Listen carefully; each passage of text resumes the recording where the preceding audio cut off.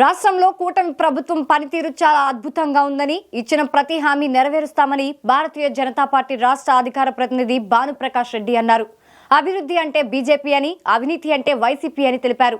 జగన్మోహన్ రెడ్డి తిరుమలకు రావాలి అంటే డిక్లరేషన్ ఫామ్ పై సంతకం పెట్టి రావాలని, లేకపోతే అలిపిరి దాటనివ్వమని హెచ్చరించారు. హైకోర్టు ఆదేశానుసారం ఎవరైనా సరే ఇతర మతస్థులు తిరుమలకు రావాలంటే డిక్లరేషన్ ఫామ్ పై సంతకం చేయాల్సిందే అంటున్న బీజేపీ రాష్ట్ర అధికార ప్రతినిధి భానుప్రకాష్ రెడ్డితో మా నెల్లూరు జిల్లా ప్రతినిధి Srinivas Reddy face to face.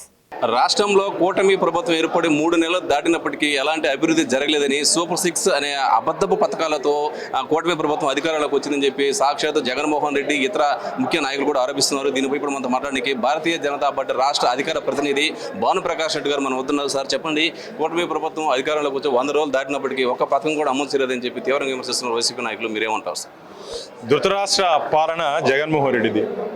ఎందుకంటే ఏమి కనపడలా, ఆంధ్రప్రదేశ్ ప్రజలు పడుతున్నటువంటి బాధలు ఏమీ వినపడలా ఆయనకి.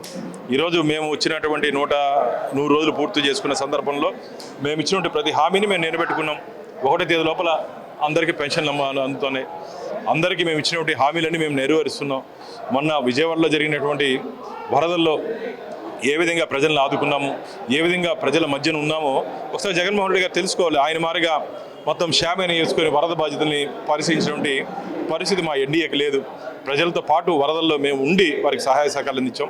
కేవలం వాళ్ళు ఫెయిల్ అయ్యారు కదా అని చెప్పి 100 రోజుల్లోనే 40 రోజుల్లోనే ఢిల్లీకి వెళ్ళి రాష్ట్రపతి పాలన పెట్టాలని చెప్పి ఒక పిచ్చివాళ్లా వివరించేటువంటి జగన్మోహన్ రెడ్డి గారికి మా పరిపాలన గురించి కానీ మాట్లాడే నైతిక హక్కు కోల్పోయారు.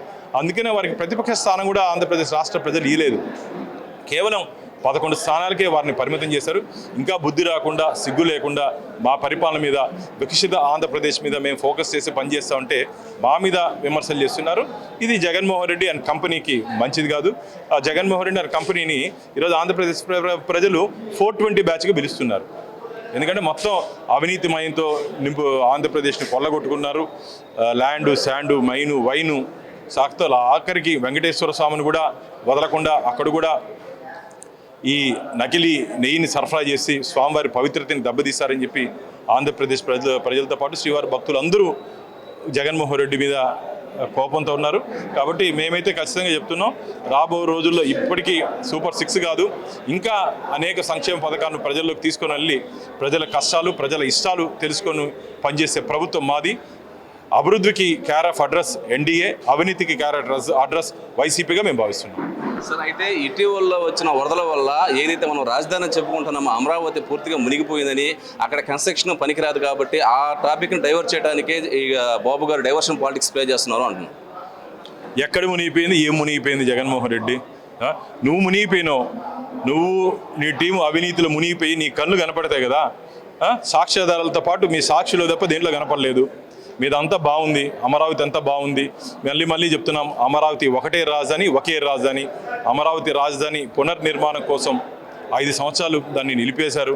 పునర్నిర్మాణం కోసం రాష్ట్ర కేంద్ర ప్రభుత్వాలు సంయుక్తంగా పనిచేస్తాయని చెప్పి భారతీయ జనతా పార్టీ భరోసా ఇస్తాను. అయితే సుప్రీంకోర్టు ఏదైతే సిట్ కమిటీ ఏర్పాటు చేసిందో ఈ తిరుమల తిరుపతి లడ్డు విషయంలో సిట్టు అవసరం లేదు, బిట్టు అవసరం లేదని చెప్పి జగన్మోహన్ రెడ్డి వ్యంగ్యంగా మాట్లాడారు. దీనిపైన ముందుంది ముసళ్ళ పండగ. ఈరోజు food safety standards authority of India నుంచి ఒక సభ్యుడు, కేంద్ర ప్రభుత్వం నుంచి 2, రాష్ట్ర ప్రభుత్వం నుంచి 2, 5 సభ్యులతో సిట్ ఏర్పాటు చేయడం జరిగింది. రాబో రోజుల్లో రెజల్యూషన్ నెంబర్ 371 అసలు 371 టీటీడీ రెజల్యూషన్ ఎందుకు తెచ్చావయ్యా? టెండర్ డాక్యుమెంట్స్లో ఆల్టరేషన్స్ ఎందుకు చేశావు? నీ సంస్థకి, నీ వ్యక్తులకి టెండర్ కేటాయించే దిశగా దాంట్లో నువ్వు రెజల్యూషన్లో మార్పులు తీసుకొని వచ్చావు. అక్కడే దొరికిపోయావు నువ్వు. కాబట్టి పూర్తి ఆధారాలు మా దగ్గర ఉన్నాయి. ఎస్ వాల్యూ అనేది నెయ్యి శాతంలో ఎస్ వాల్యూ నువ్వు సప్లై చేసినటువంటి, నువ్వు టెండర్లో నువ్వు ఇచ్చినటువంటి కాంట్రాక్టర్కి 19% ఉంది.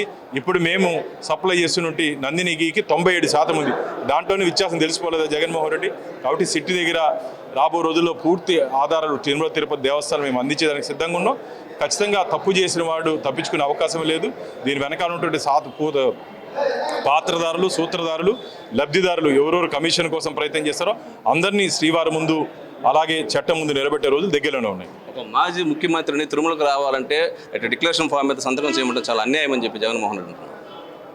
2020లో ఆంధ్రప్రదేశ్ అత్యున్నత న్యాయస్థానం తిరుమల తిరుపతి దేవస్థానాలు పట్టు వస్త్రాలు సమర్పించేదానికి వచ్చినప్పుడు ఎగ్జంప్షన్తో ఇస్తాం. కానీ ఇంకో క్యాడర్లో ఆ రోజు కోర్టులో ఉన్నటువంటి రెస్పాండ్ నెంబర్ 5 రాష్ట్ర ముఖ్యమంత్రి జగన్మోహన్ రెడ్డి రెస్పాండ్ నెంబర్ 5 ఎప్పుడు తిరుమలకు వచ్చినా డిక్లరేషన్ ఇవ్వాలని చెప్పి అత్యున్నత న్యాయస్థానం హైకోర్టే ఆర్డర్ ఇచ్చింది.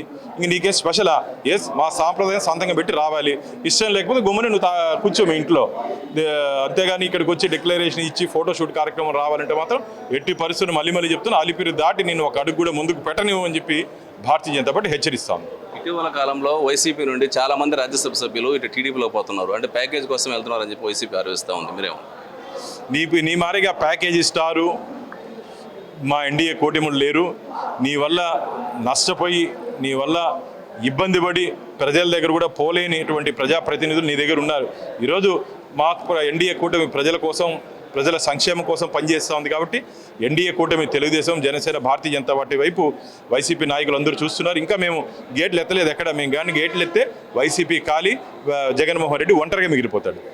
Thank you sir.